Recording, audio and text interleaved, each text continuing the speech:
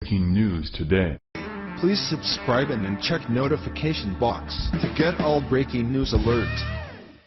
Rosie O'Donnell picked on Steve Scalise, the Louisana congressman who was badly injured after he was shot last June. Rosie's profane outburst is part of her Trump derangement syndrome getting worse. Scalise was calling for tax cuts for all American families, and it made Rosie become unglued, dropping the F-bomb and accusing him of lying. Don't worry, Scalise may be in a wheelchair, but that didn't stop the Cajun congressman, who shut her fat mouth with just 3 words. Rosie is on Twitter 24/7 and her obsession is all things Donald Trump. Rosie has revealed she actually thinks his impeachment is only days away, but she has been saying that for over 6 months. It seems she is losing her mind, and we have hard evidence of her deteriorating mental state in the form of her random profane tweet to Representative Steve Scalise. What set her off was a tweet by Scalise that said, "I applaud the passage of the Tax Cuts and Jobs Act.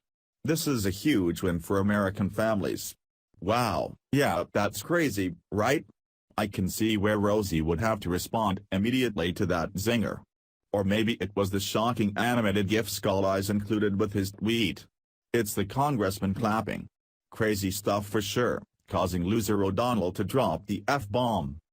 Twitchy reported, the House passed the Tax Cuts and Jobs Act by a vote of 227-201 Thursday, and among those voting for the legislation was Representative Steve Scalise, who was shot by a deranged Bernie brothers at a Republican congressional baseball team practice in June. Scalise celebrated the legislative victory with an animated GIF. Within minutes of Scalise's tweet, Rosie was crafting her response.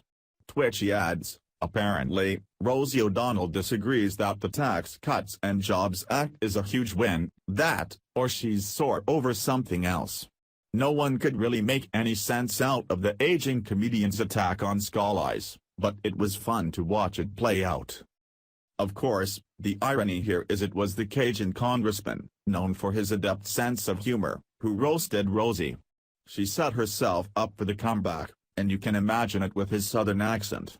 Scalise, from Louisiana, responded like a true southerner, with a slight that is heard a lot in Dixie, tweeting back at Rosie, "Bless your heart." When you've survived what Scalise has, a nasty tweet from a nasty woman like Rosie O'Donnell must be pretty easy to shake off, Twitchy reported. This made Scalise's tweet go viral, as Americans joined in letting Rosie know she's a huge buffoon. Steve is a class act. Being the better person and taking the high road with disgusting Rosie's filthy mouth, tweeted Twitter user Nicole. Eric Michael Garcia tweeted, anyone who spent any time in the South knows this isn't a compliment. Brett Horton told the liberal loser, "You're so classy at Rosie." Literally, tens of young, angry kids must want to be like you when they grow up.